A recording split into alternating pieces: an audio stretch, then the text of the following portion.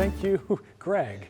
We're turning to Chris in a minute because he is in Fort Worth today after Fort Worth ISD board members announced a ban on cell phones just weeks ahead of the first day of school. Okay, we're seeing this happen in more districts over the months. It comes just weeks before this new state law takes effect. Chris Sadeghi is live at the district headquarters. So Chris, this is going to be a big shift for families, but it's not necessarily a big shocker.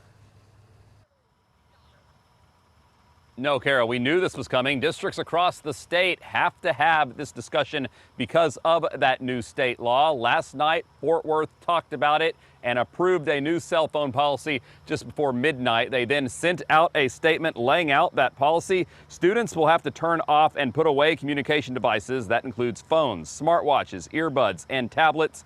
Any device that can be used for text calls or streaming. If they violate, the device will be confiscated and individual campuses can decide any further discipline. This to come into compliance with the new state law that takes effect on September 1st, banning devices in classrooms.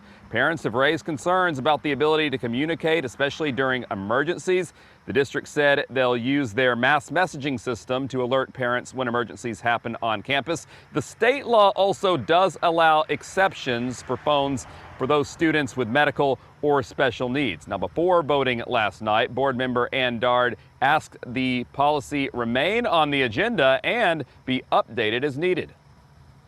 As we're getting parent feedback, student feedback, teacher feedback, we need to be listening to that feedback, and we need to have an avenue to implement that feedback.